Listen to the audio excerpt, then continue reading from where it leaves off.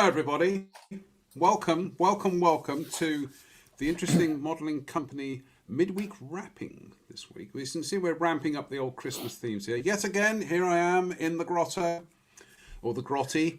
The And Grotty. you'll have to forgive the get up tonight. I've just been recording a film for some friends of mine, and I had to wear kind of like period costume. It's involved, but hey ho. So, Mr. P, how are you? Well, it's been Mm, quite the couple of days. it I has. had I had a text message sent to me by the good people at Serco Test and Trace 2 days Oh, ago. right. So I am currently locked down Oh dear. for 10 days, Mm-mm. despite the fact that I work from home. I haven't really mixed with anybody at all for a month, and I have zero knowledge of who it is I've been in contact with and when. So it's a bit of a strange thing at the minute. I Hmm. have to say, I'm slightly concerned about the whole thing, but um, I have to say that the lady that contacted me yesterday was extremely nice. She was very professional, very on the money. So I'm more than happy to abide by the rules and go with what it is. It just means that I can't go out. I can't go anywhere at the If moment. only you had some kind of pastime to occupy you for the I next know, 10 and this days. is the odd thing that other than going to Lidl hunting for Christmas mince pies, I don't really go out at the moment.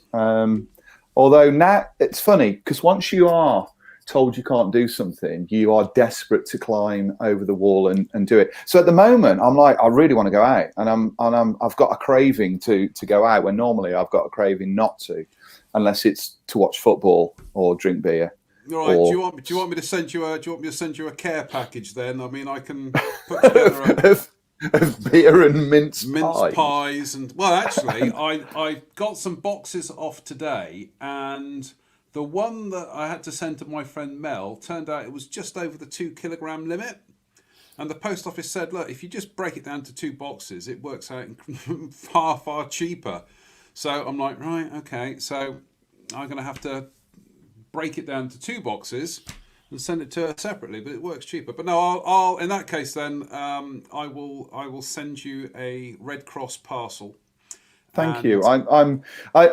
Everybody around me is finding this whole situation extraordinarily amusing, because, like I say, I it's work from home and don't go yeah. anywhere normally, and everybody else that does hasn't been affected. But I suppose to go all this time and not be.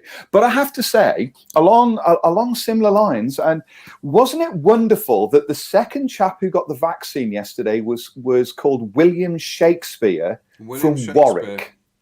It was Absolutely. Yeah. it was the most extraordinary thing in the world Mm, that they obviously were sticking to the rules of mm. vaccinating the older generations, because this guy's like 400 years old, which I Well, he thought was is. an extraordinary thing. He is, and obviously, the lady who got the first vaccination, the very first one, she was patient 1A, Yep. and William Shakespeare was patient 2B, or not 2B. That's the Yes. question.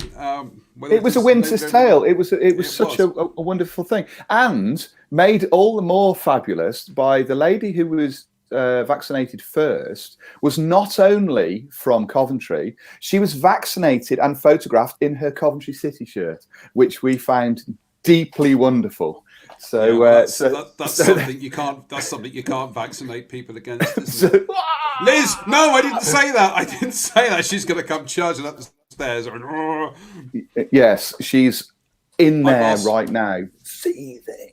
Anyway, how are we? And more to the point on this wonderfully cold, wet, and miserable evening, how's your Semavente coming along? Mm. Since we Well, spoke on Sunday, and there had been what can best be described as progress. yeah. I mean, I'm kicking myself on this because it's not because I've kind of like just gone off it and started doing other things. It's just honestly, day job is quite intense at the moment, and trying to juggle other things, but it is now pretty much kind of structurally the structure's on there, and I know I'm in the kind of like the final, the final phase now. So I really am hoping that by the weekend I'm actually going to get some primer and some paint on it.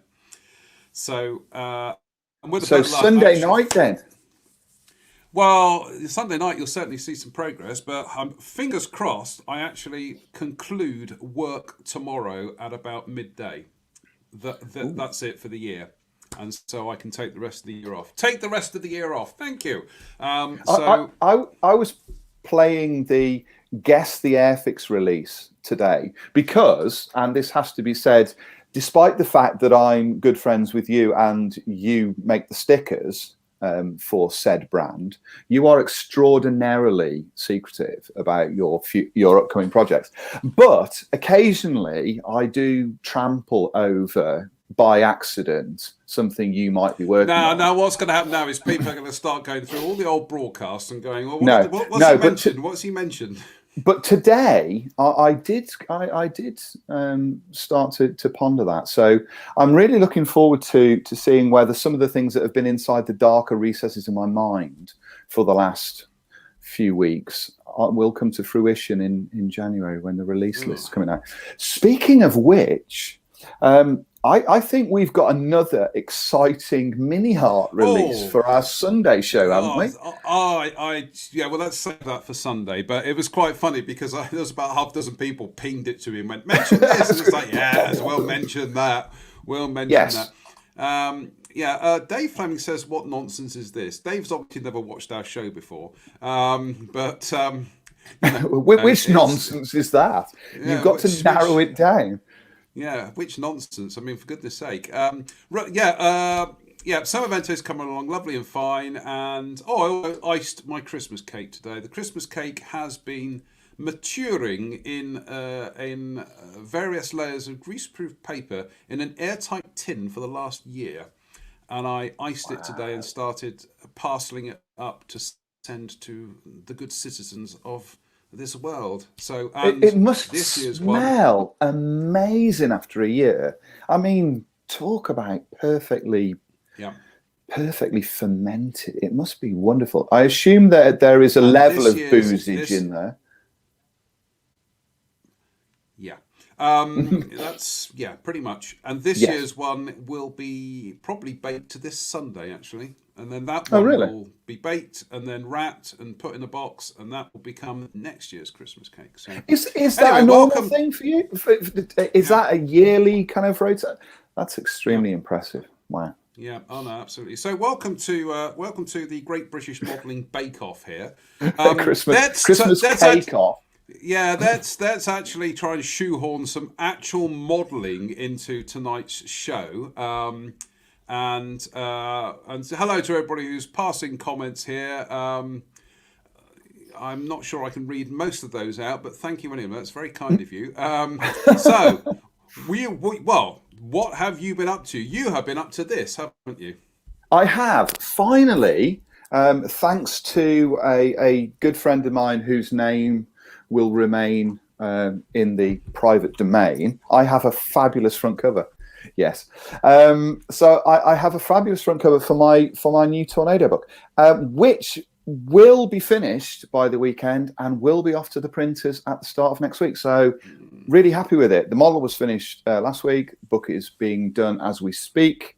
Finished off the final main chapters today, so it's really about detailing this thing. I have to say, for anybody that's watching this that's already sort of placed an order and everything, thanks very much for the support. It's been amazing.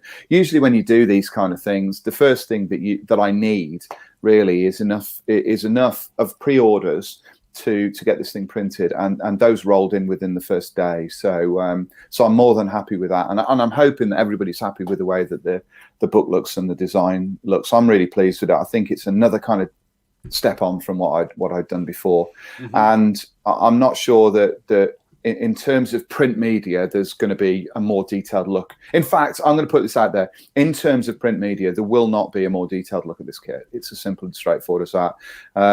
The actual review, apart from the photographs that I've put in, it's a 15,000 word assessment of this kit before begin the summaries or anything like that. So it's a huge amount. It was a huge amount of work, really. But there are like hundreds of photographs and everything, and I've sort of gone through as much as I can. There are things that I will have missed, and there will be things that other people who are more au fait with tornadoes will capture. But I think in terms of a project and in terms of an assessment, I think this is probably the most detailed you'll get out there. And I'm really proud of the fact that I've managed to do that. And I'm also extremely grateful to yourself. And I'm extremely grateful as well to a number of other people, Marcus Jellyman as well, because he sent me a load of full-size photographs that he's allowed me to use. Alan Furbank sent me a load of photographs, and you did the front cover. And bottom line is, without your help and sort of input into this, and also the input of my friends who've got in touch and said, yeah, I like this, don't like this, or anything like that. It's been a bit of a sort of team effort. But I have to thank you publicly for the time you spent yesterday doing this for me and sorting it out. It's always good to get that. I did rather kind of like gate crash and insert myself into that cover by going, I think we can do a few changes there. Can we show them the other cover that long story short, a lot of people said, why don't you do this? And it's like, yeah, we've thought of that, but we are just waiting for clearance for this one. So if I show people the alternate cover, and the alternate cover is that, yes, we did actually style it in the way of the Panavia tornado wording and graphics and everything, and even that is purely down. But the only issue with that is because you are using something which is effectively somebody else's branded trademark, you do have to get permission from it.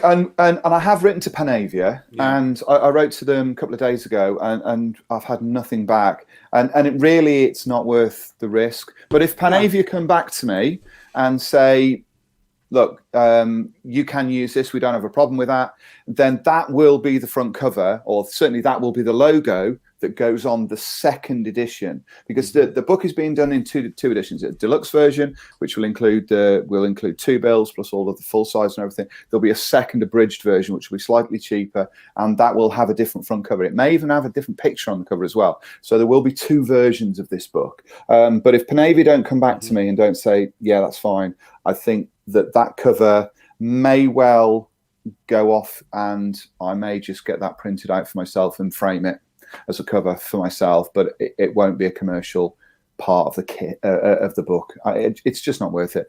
Although I do love it, I have to say.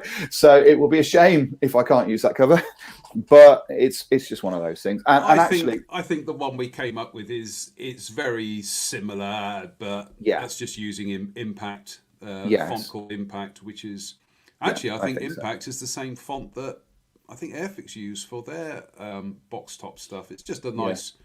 It's a nice. It is. And I think this is one of I think this sort of takes us off onto a sort of a slightly different conversational path as well, because it's often good when you're creative, and you and I are both creative. That's our job, really, to be creative. We may work in like a technical arena in terms of technique and all of that kind of stuff, but we are creative people. We work within an artistic pursuit, and sometimes it's good to get somebody else's eyes on your work, because you become a little bit sort of tunnel visioned in what you do, and you think, yeah, that looks great, I'm happy with that and everything, but you're missing something because you're too close to it, and you need somebody else to come along and go, you know what, that's not great.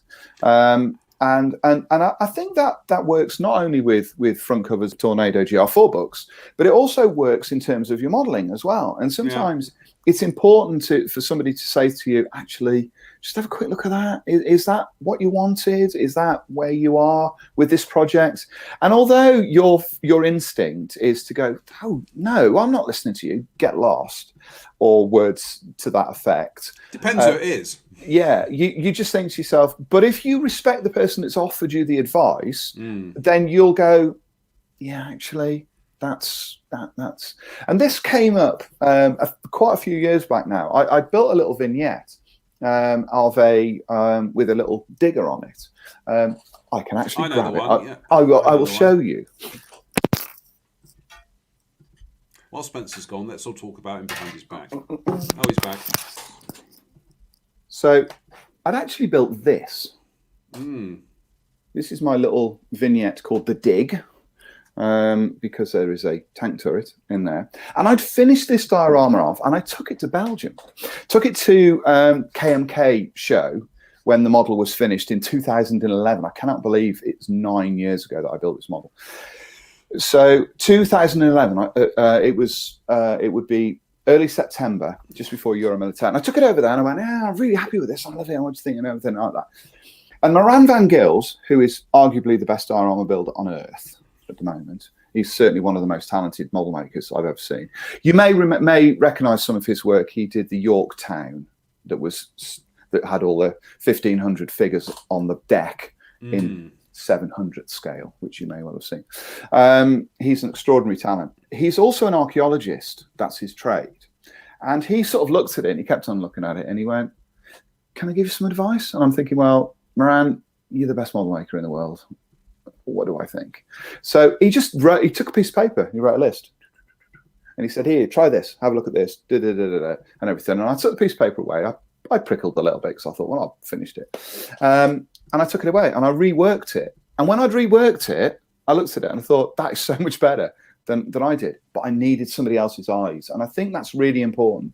It's really important to take advice from people and not be, and park your ego sometimes, that's an important thing. It's essential. I tell you what, it's essential in the day job, because I will just be kind of like, right, finally, I've now managed to get every single silly little variation of stencils down, and it's on a layout, and doesn't it look magnificent? And it's like, and then off it goes for proofing, off onto the FTP, and then I'll get a note back about 5 or 6 days later. It'll be the paint colours, and I'm like, oh, yeah. I just, of course, put the boxes in with the paint colours, and I am only looking at, we've managed to cram all that information in, it's all there and everything, and it's just like paint colours. Yeah, sometimes. I mean, number of times I've designed a decal sheet and I've numbered it and I've finished it and I've sat back and I thought, done. Where are the roundels? Yes, yeah. It's and the thing, it really is a case of sort of losing sight of the wood for the trees. You may remember me building a 48 scale F22 a few years back. I built the Haskell one. I spent about 50 hours painting the damn thing. You got that metallic finish on it, and it was just and everything. And I was really pleased with the finish. I took it to the national championships, and Jen Wright looked at it and she went, "Did you want to put that marking on upside down?" And I put one of the stars and bars underneath the tail upside down, so the point faced down. And I just not noticed it at all. It was just one of those things. I put it on. I've seen that done lots of times. I did it on an Airfix 48 scale P51 Mustang as well. The star and bar, I had it the wrong way around on there.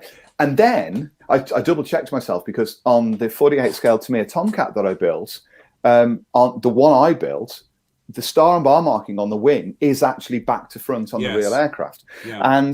And I'd looked at it and I thought, oh, I've got to check that just in case, I don't want to be doing this and somebody goes, no, actually, you've put that on there. But yeah, it was back to front on there. But I'm always getting RF roundels upside down. It's just, Really? But the other thing as well. No, Dave actually, build RAF, can't put the roundels upside down. He actually. There we go. There's like a psychic link going on there. Dave either has a very quick wit, or I'm just so utterly predictable with my jokes. But yes, but you can put the fin flashes back to front. But then, so do the RAF on many occasions. In fact, there was a very famous incident going back probably about 15 or more years ago when Number 11 Squadron got their Eurofighter Typhoons. And they painted the bars the wrong way round. The colours on the bars were transposed. They were wrong. Wow. Yeah. They did them right. But they were just, because it's supposed to be a yellow bar on a black background, isn't it, for 11 Squadron? Well, these were black bars on a yellow background. It was wrong, completely wrong. And some aircraft... Yeah, go Which on. is the sort of thing that Dick Ward would have picked up on, going back to our conversation that we had last week. Shall we say, I did do a tornado sheet for AN Aftermarket Company, and it was picked up on, as was the fact that 3 Squadron, on some of their on some of their Typhoons rather, they had the cockatrice facing forwards on both aircraft, on both sides, but on some aircraft the cockatrice was facing backwards. So they'd kind of applied the wrong decal on one side of the aeroplane. So it happens. Real Yes, aeroplanes are equally error strewn. and the other thing that happens as well is that stencils are often misaligned and God knows what.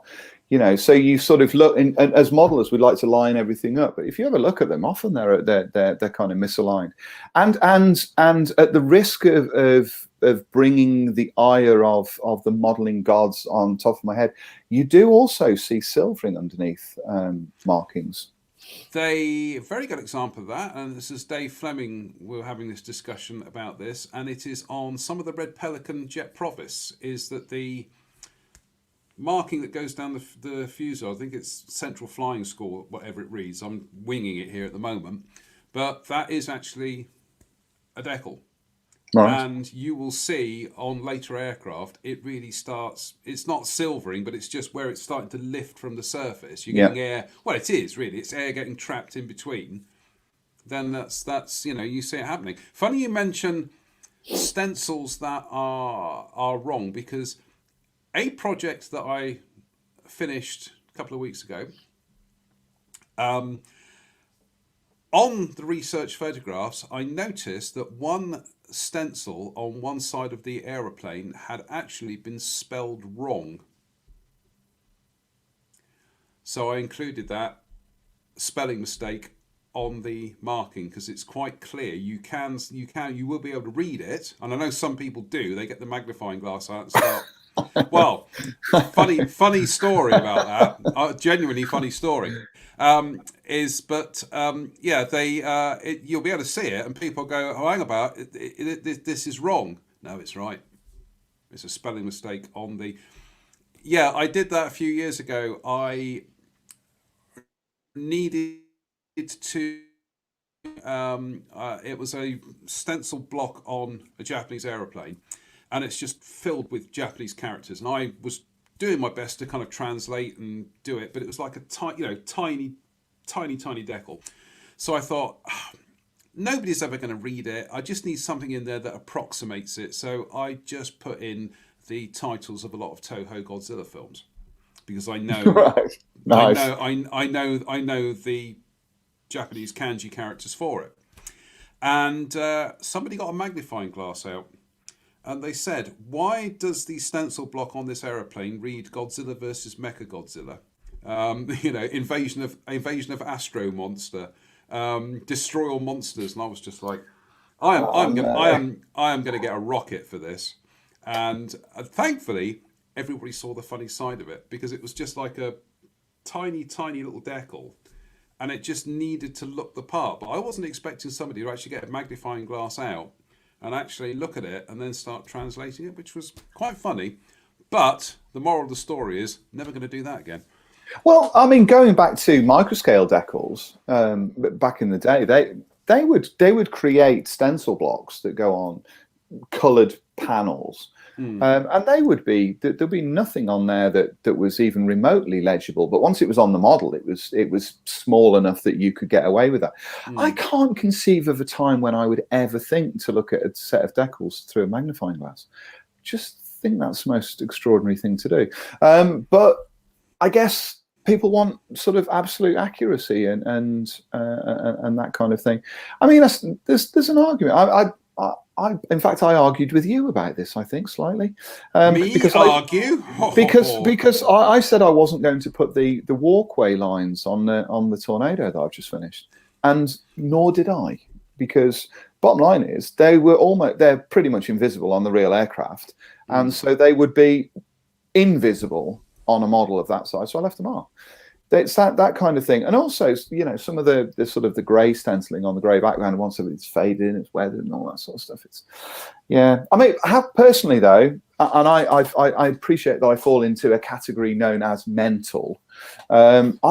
Decaling is my favourite pastime in the hobby. I love it, genuinely adore it, and I love to sit there with a painted model and bring it to life with the markings. I absolutely love it, which is why I'm slightly concerned by some of the sort of opinions that are coming out about the current crop of Edward decals and the new system that they've got. I haven't used them yet.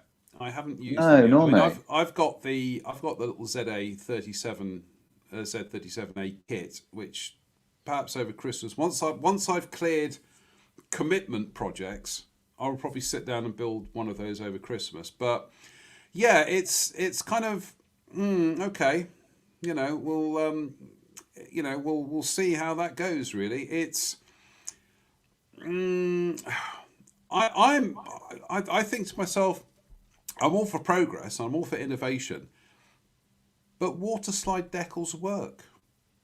Yes. To a certain extent, they are consistent. So this seems to me to be looking for a solution to a problem that doesn't exist. But it's more than that. I think the beauty of decals is their simplicity, and that anybody with a bowl of water and a pair of scissors and a can gloss varnish. Gloss varnish, or 3 litres of setting solution. Should you not put gloss varnish on, frankly, that anybody can apply decals to a model using that system. You put them in some warm water, you slide them off the backing, dab them down. You might not get rid of all of the silvering if you're a beginner, but that doesn't matter. They still go down. Whereas these seem to be a much more sophisticated system that I'm not sure. I do wonder, and I have no in Rose, and I don't have a dog in this fight or anything like that. I'm just going by what I've read. I do wonder whether or not Edward aren't going to think, you know what, actually we're getting a bit of grief over this. Maybe we need to revert back to where we were and how we were doing things. Because up until that, certainly all the models I've built from that stable, the decals have been superb. And I don't really understand why they would sort of go down that route. But I don't know. It just seems to be an odd thing. But one that I think will be interesting, because this is the interesting modelling code, it'd be interesting for us to keep an eye on and just sort of see how that develops. Chris Buchholz, sorry, Chris, we'll come back to your comment in a minute. Chris Buchholz says the stencils in the Tamiya F84 are from a museum plane, or possibly from the nearby placards in the museum. Now, there is another rather amusing story with the Trumpeter Ferry Gannet, which has a stencil on the fuselage which reads, "The Spassers will be prosecuted." And people were, what? Really? Yeah, the Spassers will be prosecuted. What it was a rather battered and weather-beaten cardboard sign that had been stuck on one aeroplane that was obviously outdoors at a museum that said, "Trespassers will be prosecuted." But obviously not part of the actual aeroplane, but it was interpreted as, this is just another stencil. And because the lettering had worn and everything, it became that. Chris Elong says, like you, Spencer, I can't wait to get decaling. It's all the building. It's yes. It is all building in the beginning that gets in the way. Now, the weird thing is, the construction side is the bit I really like. I find decaling these days to be, I kind of enjoy it, but somebody keeps putting too many decals in models and it slows everything down. And I much prefer the old days when you had about half a dozen decals and that was it. It was finished and you could fly it around the front room. So no, I do enjoy decaling, and I have a weird way of doing decaling, in as much as I like to get everything on, on an aircraft. I like to get everything on, and then the last thing I will add will be the national markings, because that to me is the bit where it kind of suddenly, bing, it brings it to life. I don't know why I do that. My intent, I have a similar thing with finishing a model off. Mine is if it's a World War II aeroplane, a fighter, the very last thing that I put onto the model is the propeller. And a jet, if it has one, the very last thing I do to top off a model is put the pitot tube in, and then that's finished. But the propeller, I never put the propeller in place on a model until everything else is in place. That's the very final thing. I'm exactly the same. It is like once that's on, model finished. It's finished. Yeah. It's all Dave Fleming, sorry, I'm all over the place with the comments tonight. Dave Fleming says, so what's different about the new Edward decals? How can we describe them? Dave, do you remember chalk hearts melting on a playground wall? No. Do you remember back in the early 90s that Main Track did a decaling system whereby it was kind of like you got the decal, you wetted it, then you kind of put it on the model, then you peeled the backing paper away. And then the model, I think they called it decal fix or something was the thing that they did. From what I can tell, that's pretty much very similar to this Edwards system, isn't it? That's the impression I get. So they're almost like those rivet decals that you can get where you put those on, you wet the backing paper and then the backing paper peels away and so there's no film on it. But I just can't help thinking that that's a more advanced technique than just sliding the decal off the sheet with the image face up, because to do this you have to have the image face down. And it's interesting as well that those people who are making comments about this are quite advanced modelers who shouldn't really be having any of the problems, but they are finding that this is a problematic system. Yeah. So, like I say, Tim Maunder says it originally was a railway system. Yes, I believe so. And it is. It's like a kind of it's a cross between a water slide decal and Letraset. Yeah, it's kind of, Matt Whiting says, oops, no, we've got Drew here. So it sounds a bit like meth fix transfers you used to get in model railway wagon kits. Exactly. And, and Drew says it's not a system as such. It's an unintended side effect. Yeah, well, Drew has been quite vocal about them, I think is the best way of putting it. And, he's somebody who, if struggling with it, I'd be tempted to kind of pay attention because, he's not somebody to be kind of like ham-fisted or patient. If Drew's not happy with it, I would perhaps wonder whether or not it's a workable idea. To be honest, if a beginner was getting stuck into this and it was proving to be difficult, I would sort of say, okay, well, where's your technique? Drew's technique's top notch, so I don't really sort of see how this goes. But like I say, we're sort of third party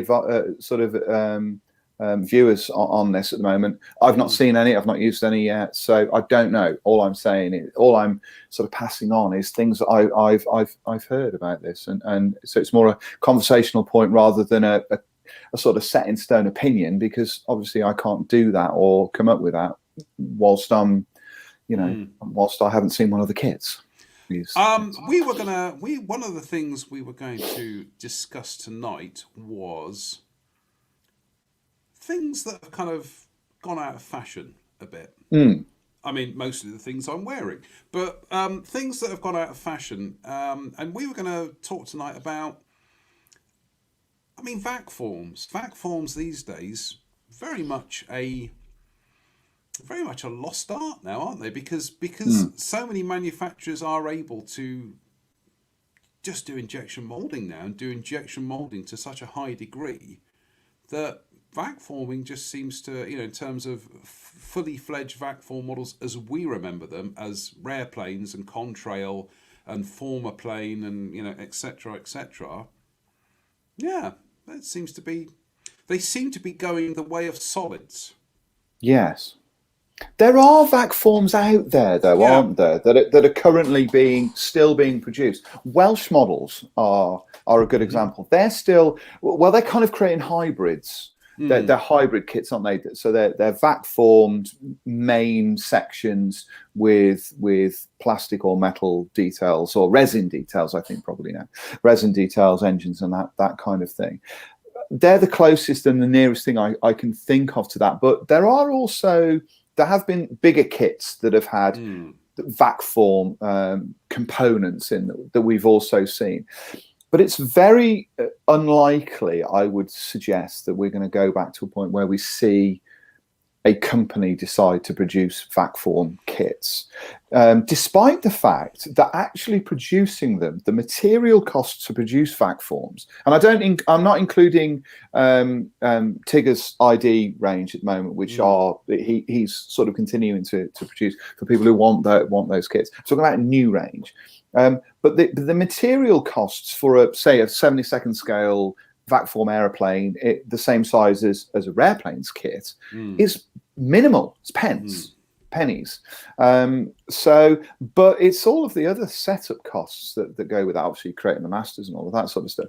But I think it is a completely lost art now, and one that I don't see being picked up anytime soon. But it's not the. Sorry.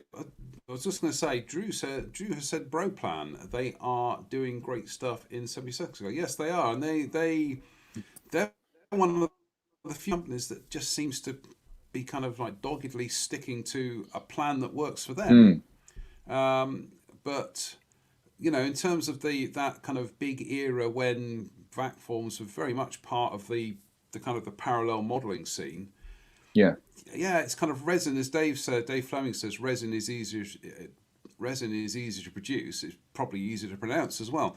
Resin is easier to produce. But yeah, I honestly think that because newer materials have come along, and certainly, CAD CAM and being able to do things like that, and I think to a greater extent now as 3D printing becomes more and more refined,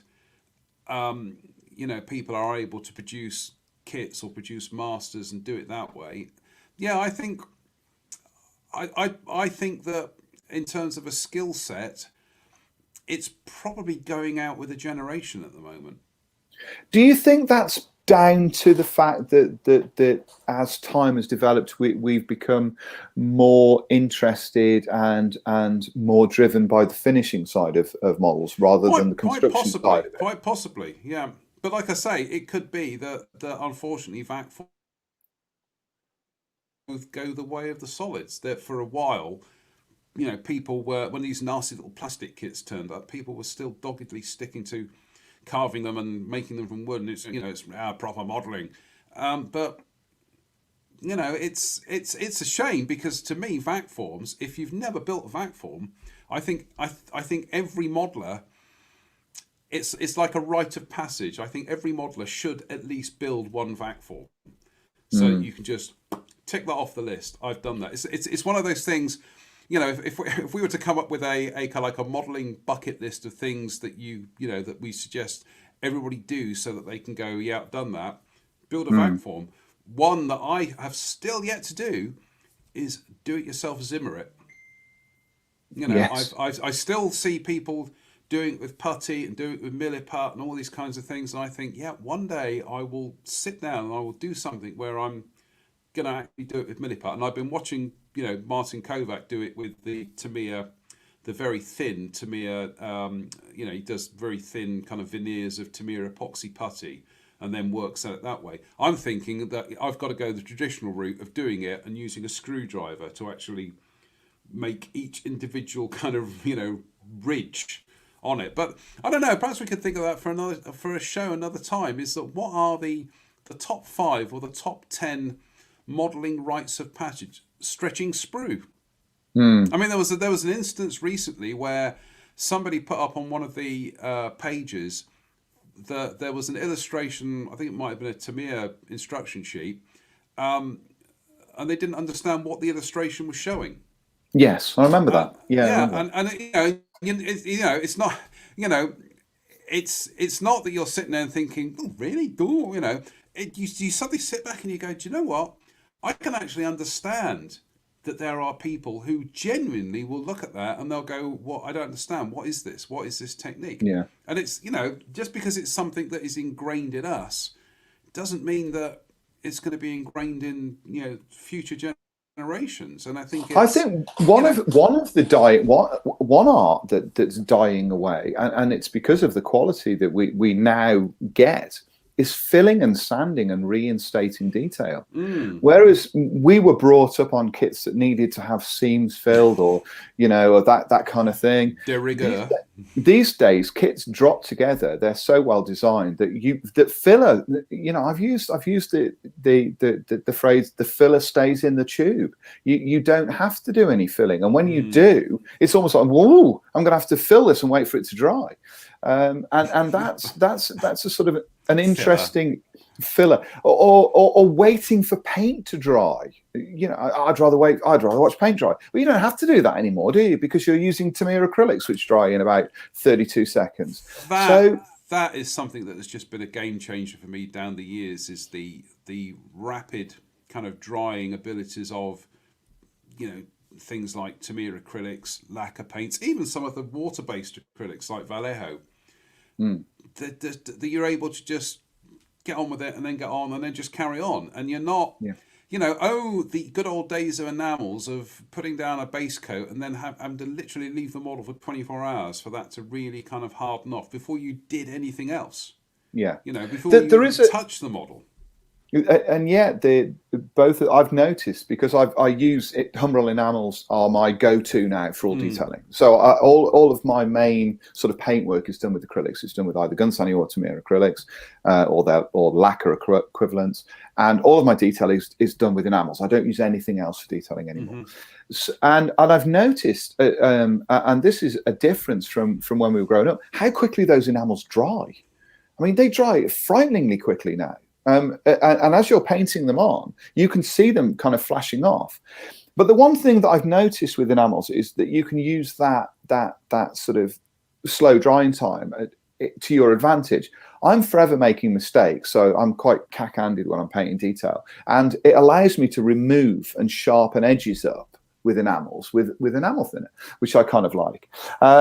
So you do have both, but yes, that waiting for. I mean, Francois Van Enden in his book said you need to learn patience when building models, because you need to leave the base coats to dry for at least 48 hours.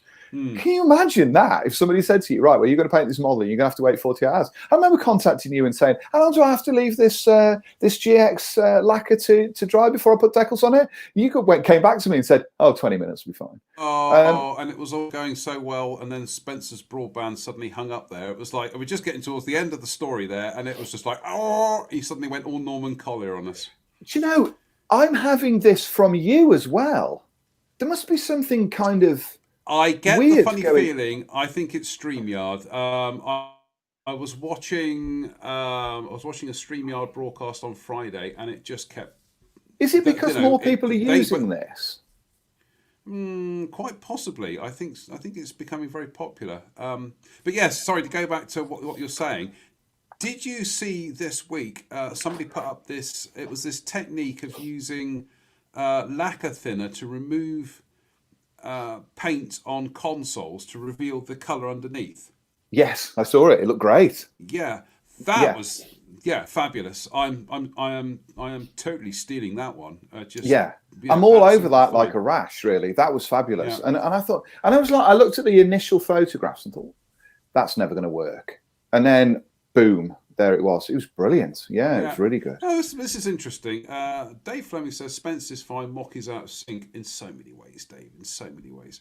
And Ian says, actually, John, the only problem is only manifest with your feed. Spencer is flawless as you.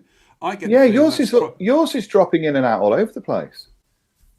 Well, we've only got another 10 minutes or so of this nonsense, so we'll just of all this silliness. I will recuse myself for a couple. God, that's not good. I can't even see any of your your comments. So that's all a bit frightening. All I could see was my face. Yeah, it's all a bit strange. I don't quite know why that is. Like I say, there were all manner of problems with watching this broadcast on Friday. So You know, and they did everything. They even did a hard rebooted routers, everything. So never mind. We'll soldier on. We'll just We'll keep soldier on. going.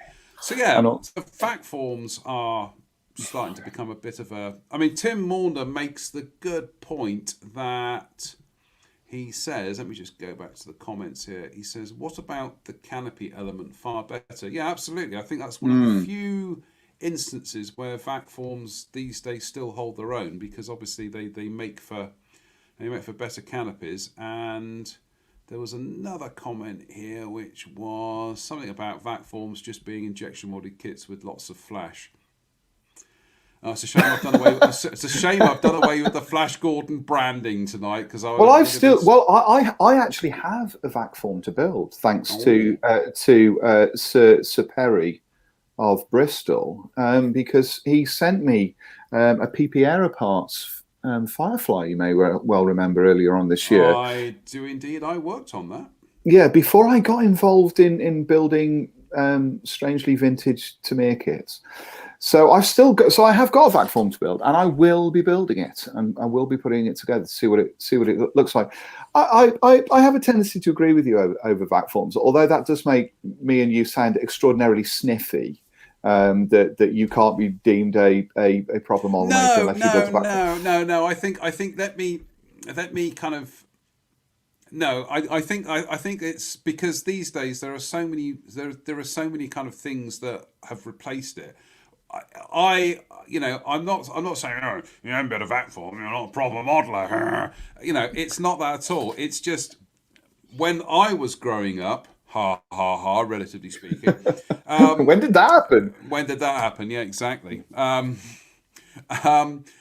I was going through my modelling formative years, is that there always felt to be things that once you achieved them, you suddenly felt as though you'd actually gone up another notch on the modelling journey.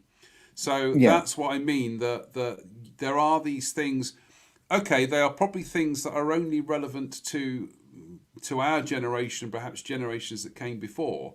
And one of those was cutting your teeth on a vac form. But I think these days there are probably things that have completely replaced that. It's probably, your first resin accessory, your first photo etched add-on, the first time you use Fury model tracks. Yeah. It's all things like that have come along. And as I said, in the op-ed to the magazine last month, I can't remember which one it is, about this hobby. This hobby has to stagnate. This hobby has to evolve, or it will stagnate. Yeah. And we go back to the fact that you look at the era of the solids. If people don't know what I mean by solids, it was that whole era of model aircraft kits that were literally just blocks of wood, and you were given some sandpaper and some instructions, and you. Are we talking about Skybirds kits now? Are we? Are we talking about that brand of kit? Yeah, Skybirds. Yeah, all those kind of things like that, and they. Plastic kits came along, and the solids thought, fad. Yeah. I have to. It'll come and go. I have to say though, I've sort of got to a point in my sort of hobby and career and all of that kind of stuff, where I would like to have a go at doing one of these things. And actually, I think we might have had this conversation or a fragment of this conversation not so long back. I went on eBay hunting for rare planes kits. And sort of having a look at those, and just to sort of see what they were. And you can pick these kits up relatively cheap. I think King Kit up the road have got a bunch of rare planes kits as well. Just picking up something simple just to see whether or not it was possible to do something with that. Because I've seen some very fine models made out of vac forms over the years, and in the right hands, they can still be very, very good indeed. Well, Dave Fleming yet again says vacs are best for World War I subjects, and absolutely. And I do seem to remember a number of articles back in the 1980s suggesting that actually, if you're new to vac forming, probably the best thing to actually try was a biplane rather than anything more complicated. And the reason for that was because all of the wings were single pieces. You never needed to laminate them. They would sort of offer that, and all you would do is you would chamfer off the underside of the part and make them nice and thin. And you've got really thin wing sections. there were some biplane kits where they did offer, as you say, they offered you upper and lower parts for the wings, but most people just went, no, I'll just use the single piece and then just scribe the Yeah. rib tapes on the other side, and that was it. Yeah. But yeah, and I'm just trying to think, how many VAT forms did I build down the years? The first one I built was actually the Aero Club Miles Messenger back in 1986. It's probably up in the loft somewhere. And a couple of people have mentioned Dynavector, who I would always describe as the Tamiya of VAT forms. Indeed. And who else did I build? I think I probably did a Rare Planes one. I think the last VAT form I probably built, and this is going to age me now, the last VAT form I built was probably 25 years ago. And that was because it was when Airfix were about to announce the Spitfire 22 and the Seafire 47 in 48 scale, and they needed a display model for the stand. And so I built the Kiwi company, Falcon, Falcon. the Falcon kit. Yeah, I built the Falcon kit, and that was the last one. That was the last one I built. Although there was an amusing story of at another show of another manufacturer, and they needed a mock-up for their stand. So somebody built a VAT form kit, coming next year, because they didn't have any test shots, but they needed something. And the gentleman who ran that company was most put out by the fact that this was his model being used to promote what would be a competitor model that would kill the market for his model. And he was demanding that it be taken off the stand and everything, and it was rather bizarre. This wouldn't have happened to have been a particularly large British bomber, would it? No, I can't remember. I can't remember what it was. I just became aware of the story, but unfortunately, there's not much you can really do, because if people are at liberty to, if you've built a model, you're then at liberty to kind of use it in, whatever fashion you see fit. And they weren't they weren't trying to, nobody's copyright was being infringed here. It was just they needed a display model. They had to use his kit, and he wished they hadn't used his kit. Intriguingly, that sort of fires off other memories of Revell at the time were particularly well known for having made up models on the side of their boxes back in the 70s and 80s. And more than once, they used somebody else's kit as their built-up model on the side of their box.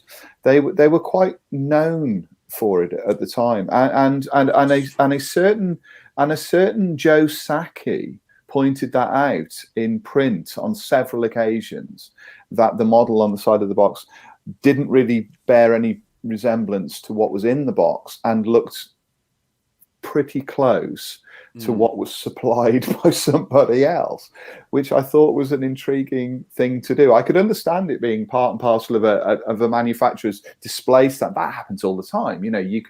That's just one of those things. But to actually use somebody else's model on the side of a box for your product seems an extraordinary thing to do at the time. They've never, recently that's never happened. But back in sort of 40 years ago, it was a fairly regular occurrence. But you see, 40 years ago, there wouldn't have been the apparatus in place for people to complain en masse. No, and probably people wouldn't have noticed. People wouldn't have noticed anyway, would they? They absolutely would not have noticed.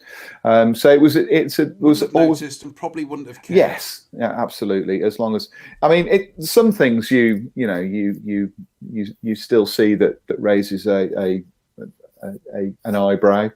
The Revell 32nd scale Harrier that was re-released earlier on this year, where whoever had built the model had put the blast plates behind the hot nozzles on the side of the fuselage back to front, so that they were so that the indent faced the other way towards the tail, and that's on the box art as well. We which is don't. quite We do not want to single out our friends at Revell, because they are our friends at Revell. I did actually do that in print, so I'm not. Right, okay. Because their reboxing of the Sword 48 scale C Fire 50. Hello? See at age the sliding canopy got pinged by somebody, and so obviously somebody at the photography studio thought, well, that's okay, we'll fix it. So they put the canopy back in place by hinging it on the side like a Messerschmitt 109 canopy, and it's sadly that's not the modeler. Have I gone again? Apparently I've gone again. Well, no, you're back now. You're back. In and out.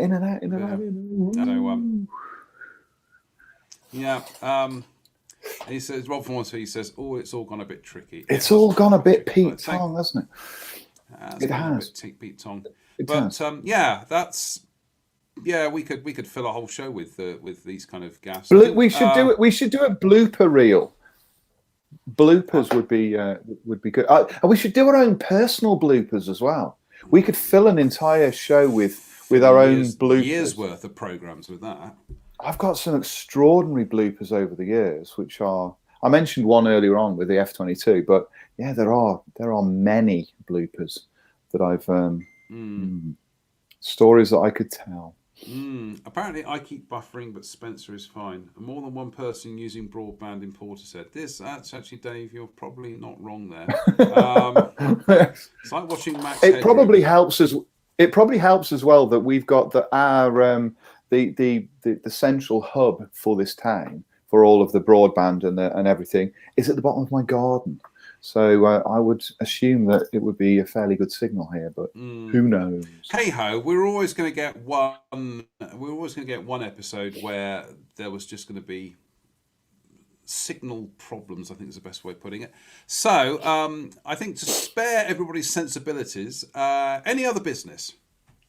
I don't think so. I think that all I need to do this week is to basically not go anywhere.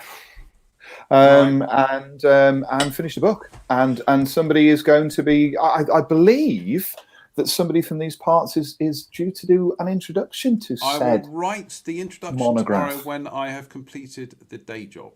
I've got it in my mind what I'm going to write, so I will do that. Are we going to mention this? Yes, I will mention the monogram kit. I will probably rattle through the various kind of tornadoes that were released, but I have to say that monogram kit is lovely. It's very nice. It's shape-wise, it was one of the better 1980s tornadoes. Yeah, it's really delightful. The detail on it's lovely. That might have to be built with some model decals on it. Yeah. Mike Reeve says, "May I share your book on my phase hanger page?" Absolutely. Yeah, go on, Mike. Please do. Well, Spencer, seeing as you're kind of like slightly shut in at the moment, then you can join me in half an hour, because I shall be reading more Ghost Stories Live on my other channel. Oh. In fact, it's like a triple bill this week, because I'm not only doing that, but I've got a separate channel set up now where I'm doing a live reading of Charles Dickens's A Christmas Carol. You're just like a live hog, aren't you? I do. This is why I'm skittish tonight, because I'm wearing out the live feeds everywhere. But absolutely. But anybody that doesn't know, I've done this for friends every year. Is I always read A Christmas Carol, perhaps not quite so seriously, and it's a good read. Yes, it's a very good read. I was reading it last year, so it is a very good read. Excellent. Absolutely. Whilst I'm on, I do plan at some point over the weekend. It depends whether I go out, and I've got quite a hectic social life at the moment. So, obviously that might impinge on this. But at some point over the weekend, I am going to do a broadcast wrapping up the tornado build. You have just reminded me of something I was going to... This is my any other business. Apart from the fact everybody's still arguing about Jet Provis colours again. Right. Okay, Signal red or post office red? or orange. or orange. It depends. Dave and I went through this, and we looked at photographs. Dave and I we looked at photographs, and there appeared to be three very distinct colours. There definitely was a very bright orange at some stage, like a fluorescent orange. There definitely was a phase at some point where they were post office red, because they suddenly went very cold red, and it's the same colour as the roundel red. And there are others which are quite definitely signal red, because the colour is not very bright, but it's distinctly lighter than the red on the fin flash. So just pick the bones out of that, people. But yes, just very, very, very, very quickly. Conversation I had with Mike Reeves last night, because he was asking me about how to paint tank tracks, and I was just stealing stuff from Martin Kovac, quite frankly. And what I said to Mike, well, actually, spray them kind of like a light, dusty kind of earth colour. Get that as your actual track colour. Then go in and just kind of dry brush the rubber blocks in a darker colour, because what you wanted to do is you wanted to get that to be like the freshly scrubbed areas, but you want the rest of it to still look like it's got dust and dirt ingrained in it, rather than kind of paint them gunmetal, which is what, frankly, I think all of us did at some stage, is this technique. And then I suddenly thought, actually, there is something we are probably going to try in the new year, and that is to do like a tutorial thing like this, but like we've got here at the moment, is literally a split screen of two workbenches. Right. And so the one workbench is going to be, right, here is, say, for example, the track. Here is the track. This is what we're going to do. And the person at the other end who wants to learn the technique is following what's going on in the other one. So it's like you've got pupil and you've got teacher and pupil. So you're kind of doing this kind of like you're guiding somebody through how to do something as they're doing it as well. So it's like a music lesson. It's like this is how you hold this chord shape.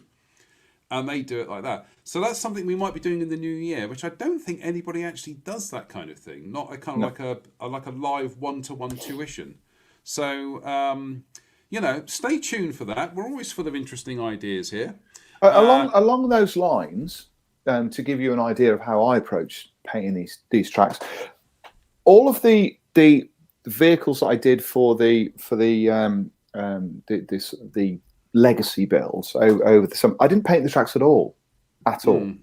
What I did was I took each track, because they were essentially molded in a metallic grey colour, and then I washed them in a mixture of raw umber, burnt sienna, and black to give them like kind of rusty colour. Then all I did was I dry brushed all of them with a kind of a metallic colour, and then put those tracks onto the model. And then once they were on the model, then I oversprayed them with a dusty colour and blended that dust in with the rest of the wheels. I did a similar thing with the Chieftain, except with that one I did, because the Chieftain tracks are essentially a bright metal colour. They're not dark; they're very bright. But on the whole, I tend not to paint tracks unless they're plastic. The actual rubber band tracks that you get in kits, I don't paint those at all. I use the washes to put the dust into them, and then what I do is I spray them with dust, a dust layer, and then I dry brush them with matte black, and it pushes the dust back into the tracks, and then it shines up the metal edges. It's a really quick technique, really simple. It takes me to paint a set of tracks on a model. It probably takes me no more than about half an hour. This is honestly Martin Kovac Night Shift.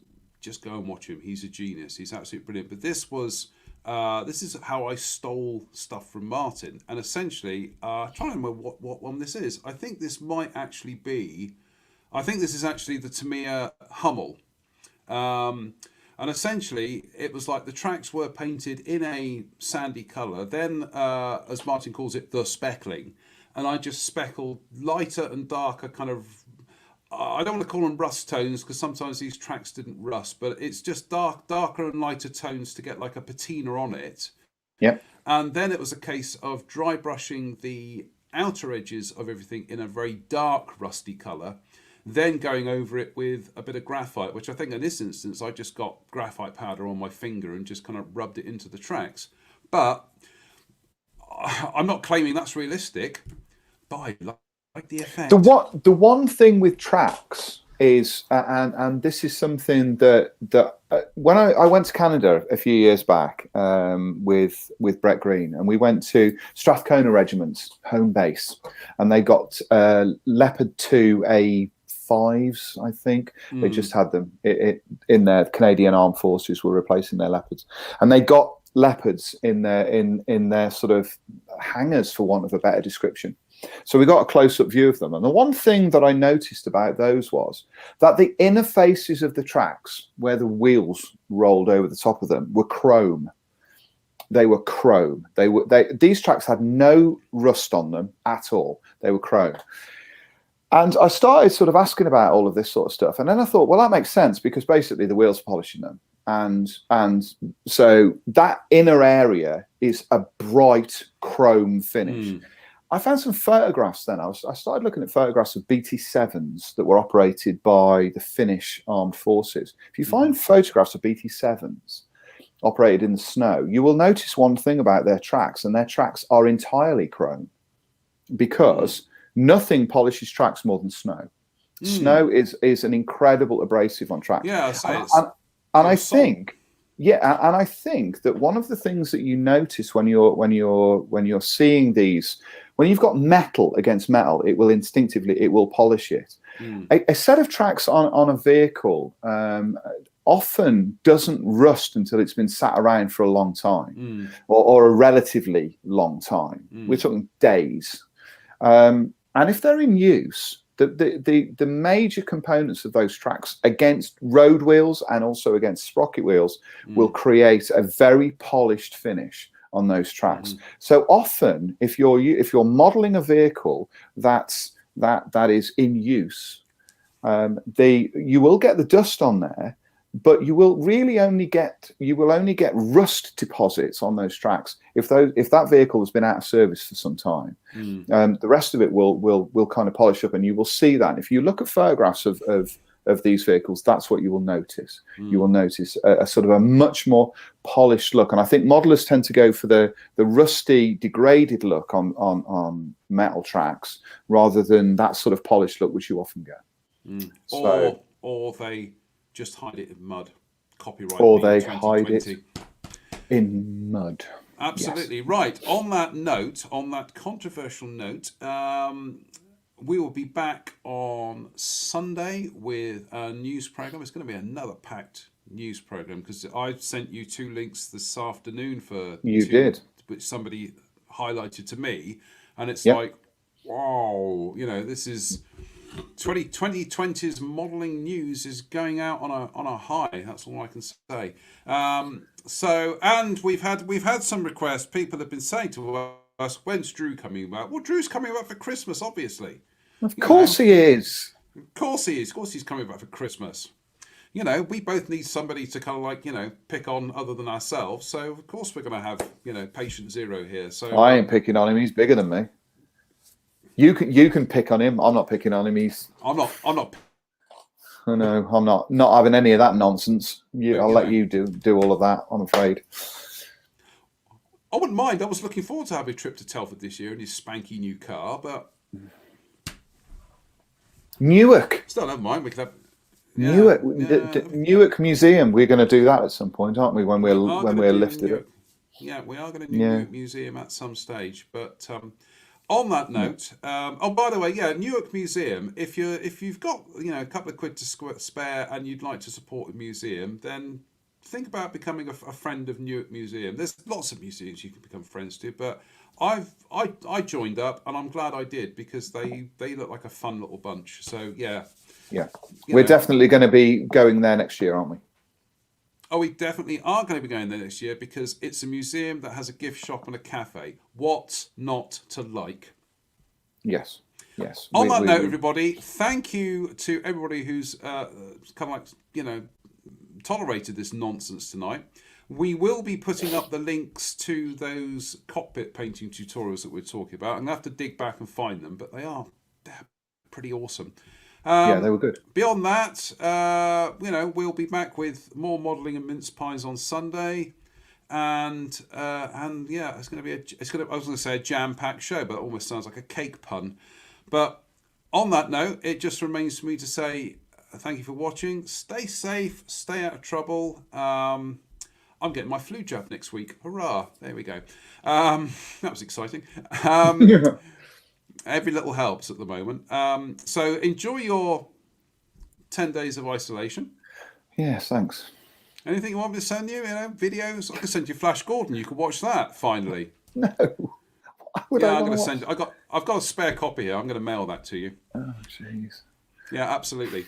So on that note, everybody stay safe, stay out of trouble, and we'll see you all Sunday. So see you later. Bye now.